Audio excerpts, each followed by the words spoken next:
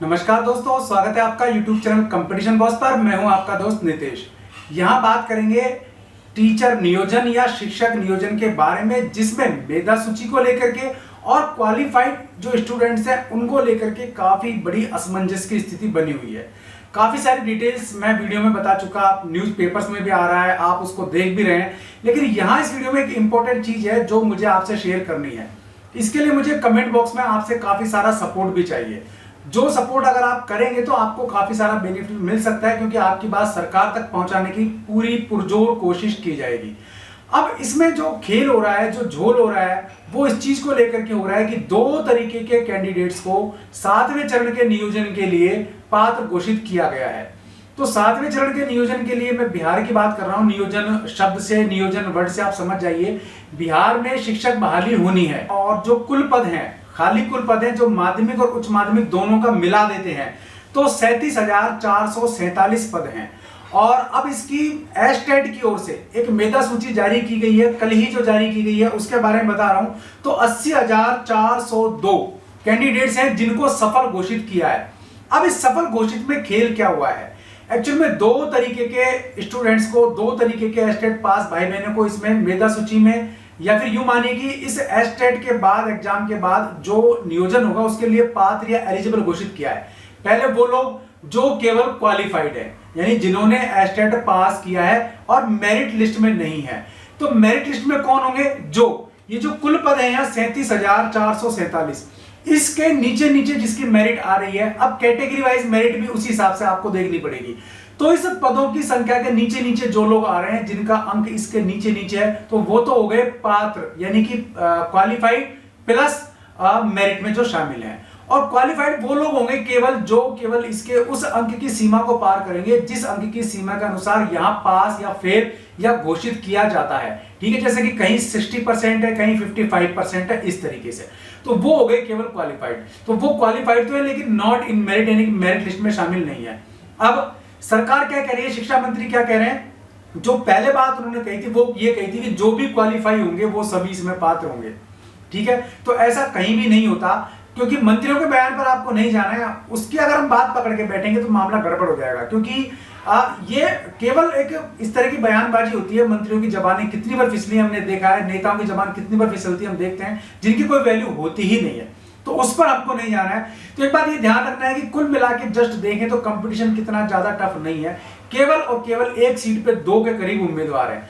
तो पेपर 1 की बात करें, माध्यमिक की बात कर लेते हैं, तो 7 सब्जेक्ट हैं इसमें और 25,275 पद हैं। और जो यहाँ क्वालिफाई हैं दोनों तरीके के मिला करके, दोनों कैटेगरी मिला करके, वो 33,715 है, तो ज्यादा नहीं है। 53,715 है, जो ज्यादा नहीं है। और पेपर 2 की बात करें, उच्च माध्यमिक की, तो यहाँ 8 सब्जेक्ट हैं और 12,172 पद है। तो क्वालिफाई जो है वो यहाँ 26,667 है जो क्वालिफाई है, सफल है। तो कुल मिला के टक्कर जस्ट डबल है, एक पद के लिए 2 कैंडिडेट है। अब अमूमन स्टेट्स में क्या होता है कि एस्टेट जिस प्रकार हो रहा है इसी प्रकार राजस्थान में रीट होती है, यूपी में यूपी टेट होती है, और फिर इनके बाद एक सुपर टेट होता है। ठीक है, यानी कि उस एग्जाम के बाद जो भी इसमें सफल होने के जो पात्र हैं, जो इसमें एलिजिबल हुए हैं, वो इस एग्जाम में शामिल होते हैं और जितनी सीटें उसके हिसाब से मेरिट बनती है। तो यहाँ वो भी प्रोसेस किया जा सकता है, यानी कि जितने भी कैंडिडेट इसमें पास घोषित किए गए हैं, पात्र घोषित किए गए हैं, उनका एग्जाम करवाया जाए और जो सक्सेस हो वो यहाँ नियुक्ति पा जाए। क्योंकि एक यही तरीका बचता है। बाकी सरकार अगर जिस भी कैटेगरी पे झुकाव करेगी, अगली दूसरी कैटेगरी तुरंत कोर्ट में जाएगी। इस तरीके से या तो ये भर्ती होगी नहीं, या फिर 10 से 12 साल इस भर्ती को होने में लग जाएंगे। 7वें चरण के नियोजन में ये लोग पात्र होने वाले हैं। तो 7वें नियोजन की बहाली यूं मानिए कि करीब ये 37,447 यानी कि 40,000 के आसपास जो पद है ये अटक सकती है। ये मामला बहुत ही बिहार में बवंडर मचा रहा है। दूसरा मंत्री का बयान क्या है कि नियोजन इकाई जो मेरिट लिस्ट बनाएगी, जो मेधा सूची बनाएगी, उसके आधार पर नियुक्ति होगी। ये जो मेरिट लिस्ट है, ये जो एस्टेट की ओर से जारी की गई है, तो भाई ये जारी करनी ही नहीं थी। सारा विवाद तो इसी बात को लेकर के हुआ। पक्ष केवल यही है सभी मेरे भाई बहनों का कि भाई जो नियोजन इकाई नियुक्ति के लिए अथॉराइज्ड है, तो वही केवल मेधा सूची बनाए। तो यहाँ मेधा सूची जारी करने की जरूरत थी ही नहीं। यहाँ केवल रिजल्ट घोषित कर देते, केवल क्वालिफाइड कैंडिडेट्स के नाम घोषित कर देते तो बेटर रहता। बाकी फिर नियोजन इकाई के हिसाब से फॉर्म भरे जाते और उसी के हिसाब से जितनी सीटें थी मेरिट बन जाती, और वहां कोई विवाद होने की चांस होते, जरूर वहां भी विवाद होते, नो डाउट होते, क्योंकि यहाँ विवाद तो बहुत जल्दी होते हैं। लेकिन कम होते और वो विवाद सुलझने के चांस भी होते। और या फिर जितने नियोजन निकाय में विवाद होते वहां अलग निकाल दिया जाता मामला, बाकी जहां विवाद नहीं थे वहां सिलेक्शन हो जाते, तो काफी सारे भाई बहनों को बेनिफिट भी मिल जाता।